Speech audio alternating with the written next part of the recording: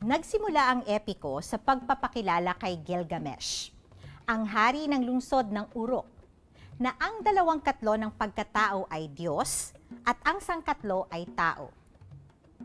Kaya anong ibig sabihin nun? Hindi siya tao, hindi siya mortal. Pagganahin mo ngayon ang imahinasyon mo, ha? Si Gilgamesh ay matipuno, matapang at makapangyarihan. Pero may major turn-off dahil siya ay mayabang at abusado sa kanyang kapangyarihan. Sa paanong paraan kaya siya naging mayabang at abusado? Maraming pagkakataon na ginamit ni Gilgamesh ang kanyang lakas at pwesto para makuha lahat ng gusto niya, lalo pa sa mga kababaihan. Nung mga panahong iyon, para sa mga babaeng inaabuso, tinuturing lamang nila itong droit de seigneur o karapatan ng Panginoon. At ayun na nga, paano to nagagawa ni Gilgamesh? Siyempre, may kapangyarihan siya, tapos malakas.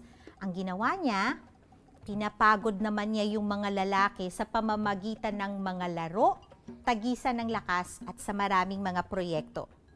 Abuso 101, yan ang tawag dyan.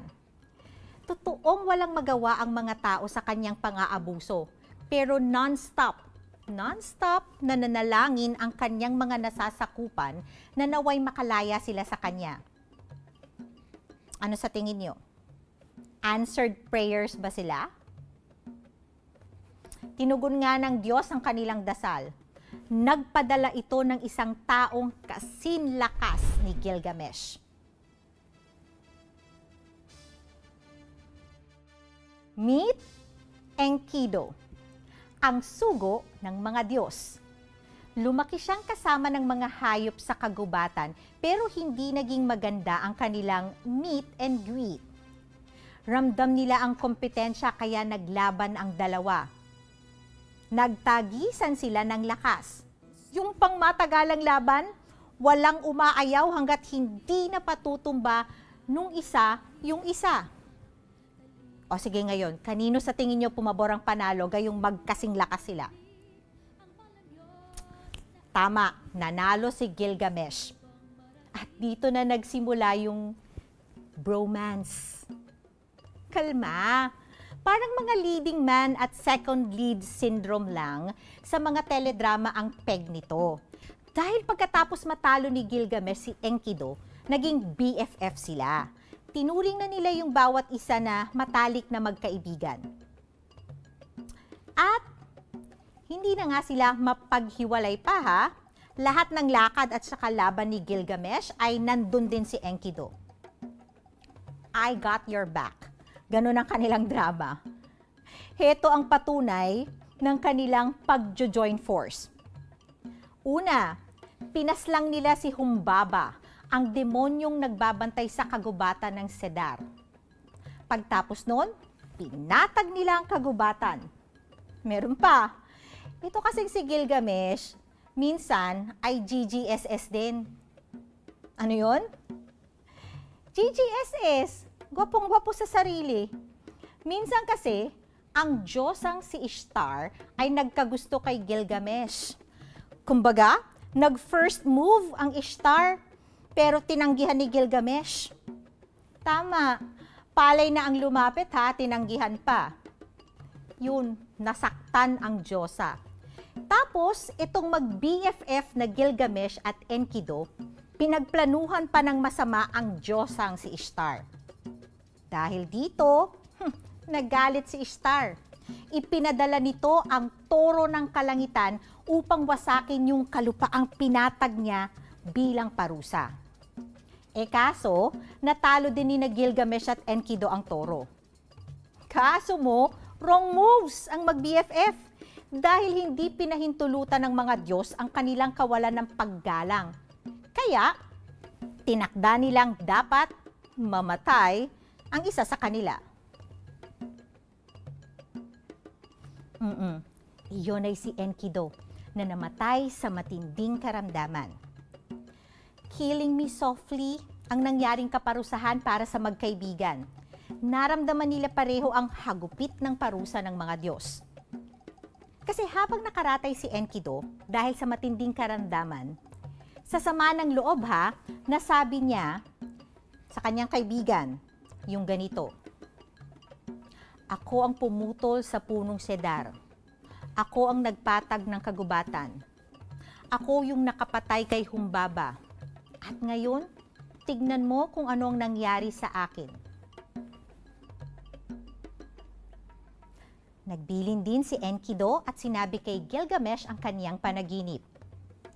Sabi ni Enkidu sa kanyang panaginip daw, ay nagagalit ang kalangitan at sinagot ito ng galit din ng sangkalupaan.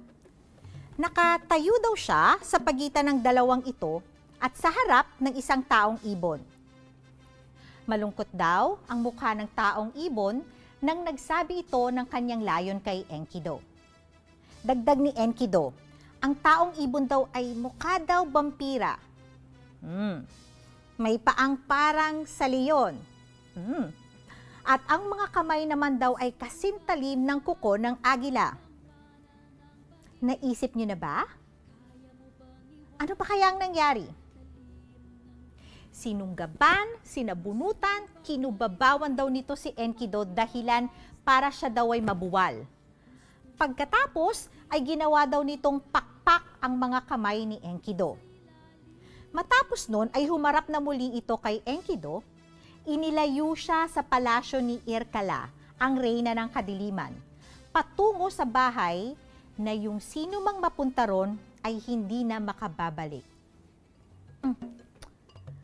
Ano kaya sa tingin nyo yung meron dun sa bahay at di na nakababalik ang mga dinadala doon? Sabi ni Enkidu, doon siya dinala sa bahay kung saan ang mga tao ay nakaupo sa kadiliman. Alikabok yung kanilang kinakain at luwad ang kanilang karne. Yung damit nila ay parang mga ibon na ang pakpak ay tumatakip sa kanilang katawan, hindi sila nakakakita ng liwanag kundi pawang kadiliman. Ano kaya ang sumunod na nangyari sa panaginip ni Enkidu? Ayun na nga, pumasok na raw siya sa bahay na maalikabok at nakita niya ang dating mga hari ng sandaigdigan na inalisan na ng mga korona habang buhay. Yung mga makapangyarihan, mga prinsipeng naghari sa mga nagdaang panahon. Sila yung minsay naging mga Diyos tulad ni na Anu at Enlil ay mga alipin na ngayon na tagadala lamang ng mga karne at tagasalok ng tubig sa bahay na maalikabok. Naroon nga din daw yung mga nakatataas na pari at ang kanilang mga sakristan. May mga tagapagsilbi sa templo at nandoon si Etana, ang hari ng Kish, na minsay inilipad ng agila sa kalangitan. Nakita rin daw niya si Samugan, ang hari ng mga tupa. Naroon din daw si Ereshkigal, ang reyna ng kalaliman, at si Belitsheri, ang tagatala ng mga Diyos at tagapag-ingat ng aklat ng mga patay. Ayun, kinuha daw nito yung talaan, tapos tumingin daw kay Enkidu.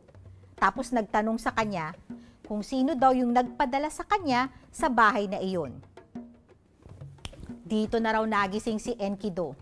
Yung maputlang-maputla, naguguluhan, tila nag-iisang tinatahak ang kagubatan at takot na takot. Ano kaya sa tingin niyo yung naging reaksyon ni Gilgamesh? Heto na nga yung eksena. Matapos yung pagkukwento, pinunit ni Gilgamesh ang kanyang mga damit. Tapos pinunasan niya yung kanyang luha.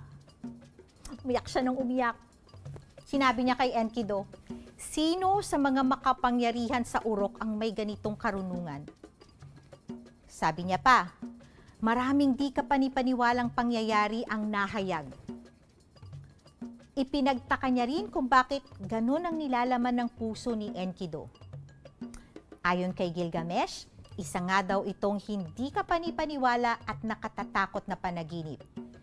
Pero dapat daw itong paniwalaan, bagaman ito'y nagdudulot ng katatakutan.